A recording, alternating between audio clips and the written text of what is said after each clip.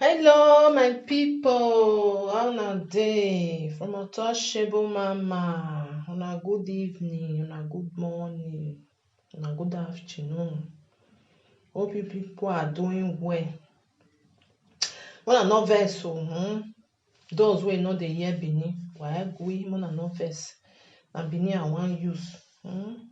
Mona no vex. Pardon. Next time I go use broken, but this one may I use Benin. This message is to a message now, Esther Dokbayi matter with Sandra and Obi Agbogun.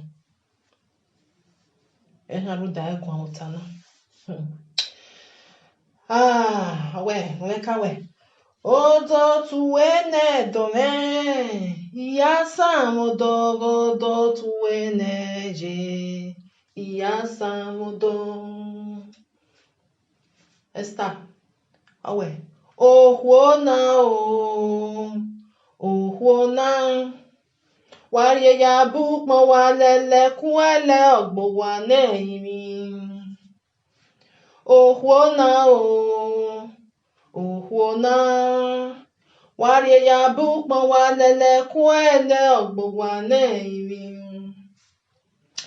Esther, ilaki wegbe. I don't know if you see. Well, I'm hearing here audio now. Even though we aware, but I don't want to talk to you. Obi o ha we kibe kenije o ya betie bonwe. Wa be take me we otwen audio go we go bet me mo botie bono ma be audio me. I talk to people to make them understand the way e na no na we me go ma gba. Ije like we o ma hate we. Ye ni nyokpa ni he ya hate we ma o memi. But me ni ata na concern ene audio ne Monica pe na gbo ya dami o ma nobody o ma no hori ere ko o ma no hori ere ko almost so me reason almost so gun ajo we na gekene na wrong game na gekene na no ma na dejo almost to tamawe me he do la je ni do tamawe ni do gbobo nu we mi ya fe ni wa dami o ni wa gbobo nu ni mo award nu no ya we very oni pe we ye wo ma understand my sister. We one we suno elo because when me na mi oku no that is all no way me na tia or me because the women ni before oku egun ania oku etawi yan we musician oku etawi yan no na no oku na mo bo we no ku awaro wa no agba ogo mo mi ami oku no ladian we na yo ni be bia be awe or me any ya say me na like you because me e Sandra Agbogun meje Sandra Agbogun right for go na ye kere no ke awe film e me ya won age so ni ka go egun Esther e me ni ha ta na rude audio we no ladian o ja me ya gun otherwise egun ajo ga den say na e kon say na e de kon mi ye egun ajo but audio we no ladian o fuck up uwa fuck up ya wa kwari enu abeke no na fuck up uwa fuck up my sister obi omo egboja sun o ma dogeru we obi omo ewe na gboja sun wa daiji wa mwe because o ma dogi yen no audio ni dame o uwa be destiny ogba we e shentro oh my sister, you are damn him na fi egun. We mo mohu o mohu. Wa ide ba piya ari ohu ni wo we iho wa gba ga oh ina ni damn egbe. E ona e we o ma ta o emi no kunu we ladian no. O ma ta emi nu we ga atalo. Ima me na joni ya ladian but emi we ga atalo anything. Who dey by a destiny on your boy VB wa gba ari ohu ewo oni meju nu e confirm eni yan ari ohu oni yen zanzan who said the no na gba oruwe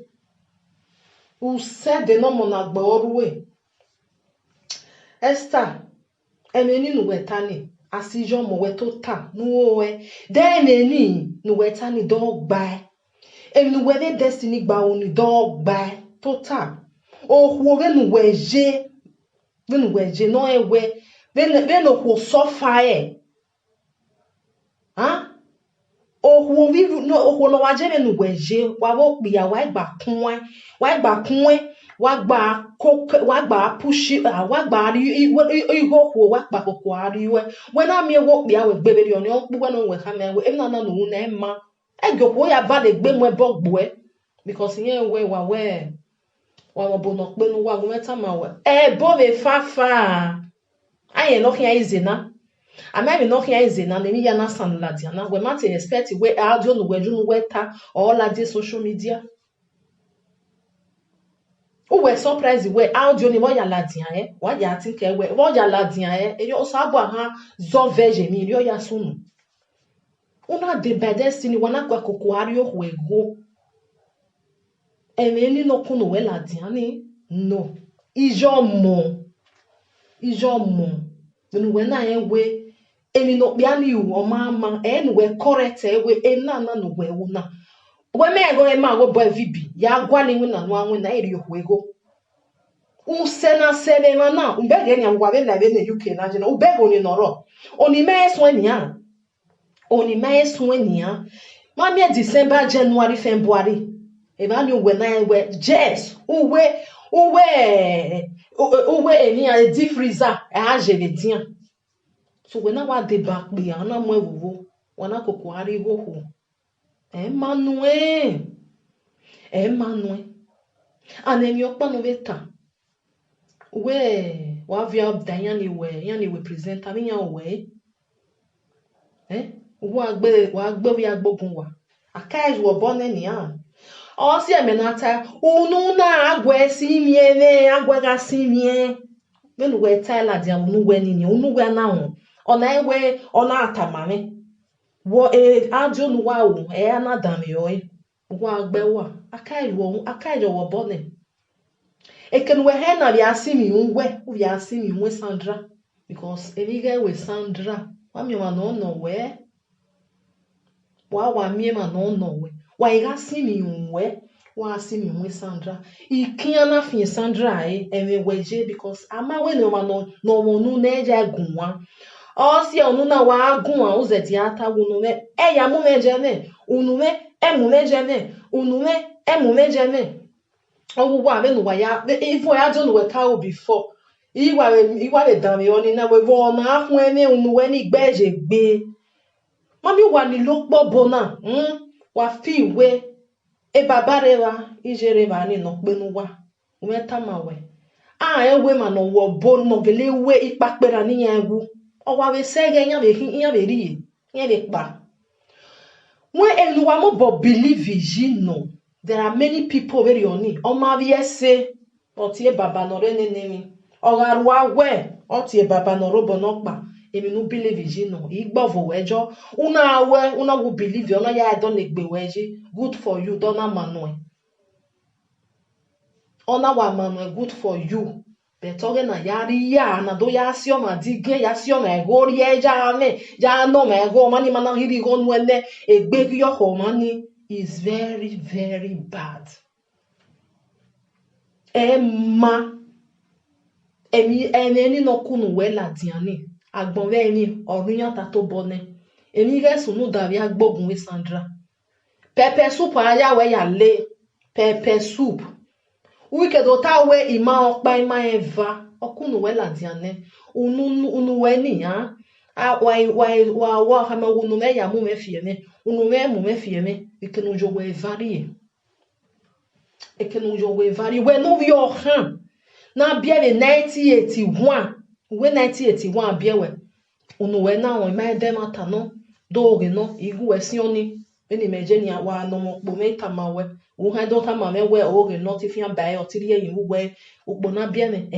meta owu we meta ni na you know menu we wa khere se ni uwa e papera ije menu we wa khere se 30 something years uwa e papera iye korion papera no we gbe ije oga ebe no ga agwani we unwere ne mama paje o he pape na iwe he wi ye ne mama paje no he pape na uwe 30 something years meta mama no we bogbe o ma na we bogbe ebo ni o wi gbo mani o ma na we bogbe ebo ni o gbe because we believe it o ma na believe we ebo una ya don le gbewe because you believe we tu ya sin gbewe that is what you believe like they menje mene imo bono pe me o sa lo bo ame e dey awa ibe je church e ka ta na we ma no ka dan me e je church wo wa me na wa ko je church me wa ni because mene go na ne pastor 55 euro ni ha ari ne pastor every Sunday ni ya ari ya yupa golo between the year ya ki agoni ya ni go no o sa lo bo onu ma we ma ya atinye so far uho ge ho we ge nwa davi wa we plan niveau davi wa we ozo no hana to saloba na hena ehunye we ohunye we okwere akuri oju nwe mwe danu ede awa gbe wa umana vie se wa atule mu hia awa mi ma be ri onu oru le hia o wa mi na ni yen me no me can't you pray for your own awon we ha ya tamani obonu we ha ya tamani odo tama wewe mono na re mono pare mono pa enu wa believe jo no igbovu wa o wetin you believe you follow it like me meje me wa me believe me wa me ko follow hian na bet uheregbe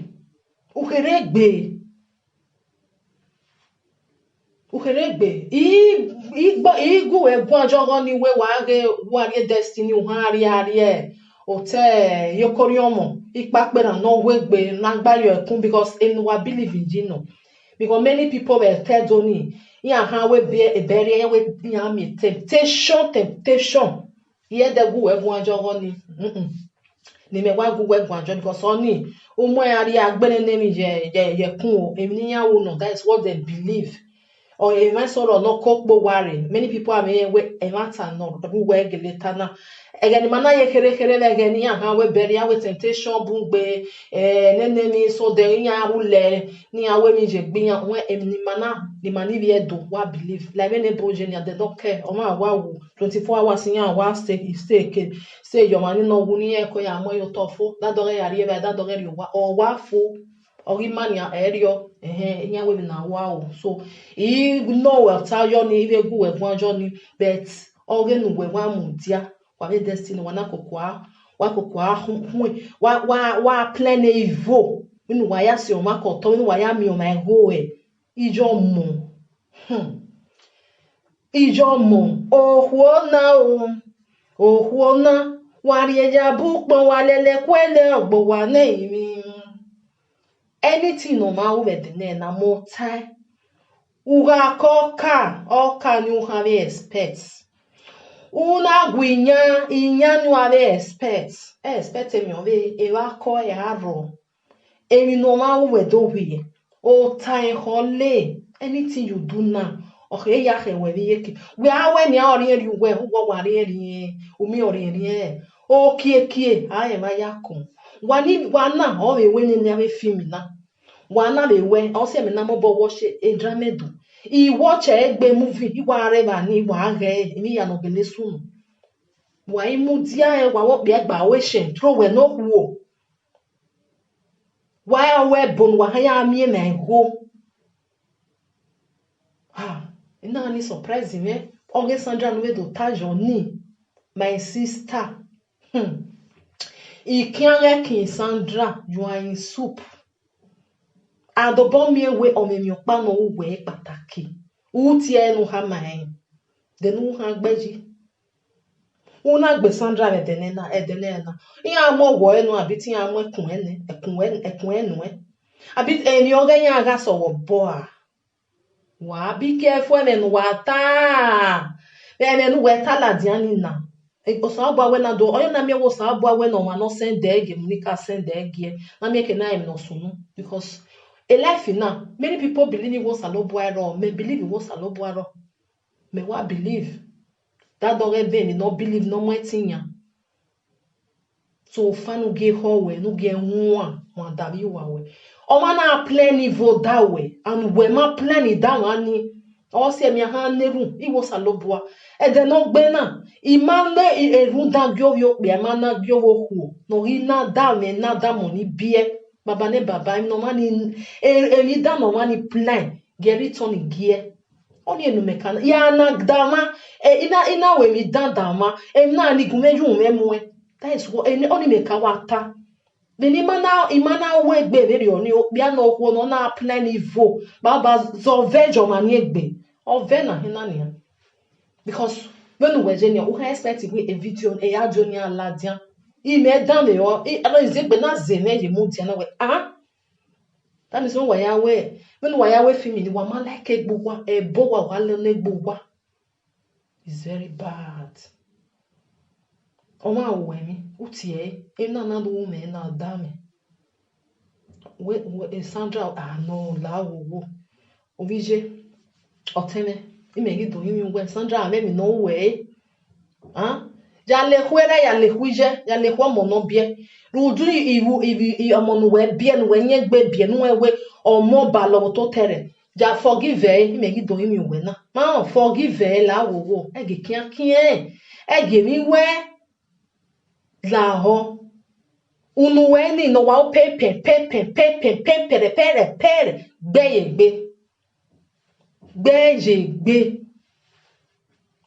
gbe Weta mawe emanu wari igo nwe agbona eme soro kwa iwe bone wana ya gunya gwani ya rigo nuwa beni ya mana mi go ni rie nuwa egbe ohinya wa rigo ni ekwari eluwa wa gogo bet edeno salobo atawe ukpo huwa ovuna oni eto ovun ohi ekwa agbonve mi odo gba wa na de by destiny awe shentro aka ka tawe boy ni shentro me enwe na kpa no wina eva ko ya ro destiny emi we ko because nya we emi ati e na ho na nesta na ati yen lo ebonu we ka be lo no ma na ni ama na be lo nu we ye he lo eni na we na do de ku no so we all why vanish him because I don't even care when why boy ya le gbo wa here they talking na be innocent people no waru we ni eni ma obiomo egboja son Esther obiomo egboja son emi ni gbe abalo we se control emi no ladian wonu we control emi no ladian wonu we na ri ipa wa le we e movie emi no ma tai no wa ye ho keka ori ipa emi ga isunu awuwe no tai no control your ways no we ga like one chance control your ways it ties my brothers and sisters eternally be eternally who you want ties because na iwa ge na we know okay damn because omani like you know he like iya ya se ni ma like iro because iya ya me dey happy ya mu inwe stajo iwa agogo iwe ogo ni wa me voice ri he beta do mi wo do ala do la no na argumenta ma wo gbobo ni kirevo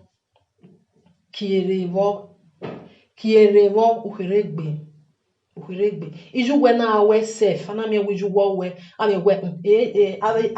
ave jo manihi we 30 something years that means we ki aru we yetune ipape na no we gbe ave ipape na no we gbe ni ema ri when it is 7 na o ye dokpa ye control your words emi no ladian wonu we control imare do tie bonu bet emi we ni tamawe wa mo no hori na ide kwe imaro we bet unu we control control na emu iwo banu eka u control emi no ta anu gbobunu lele ni kirivo omo for that matter lelu gbobu my brothers and sisters, when it ties from Otoshevo Mama,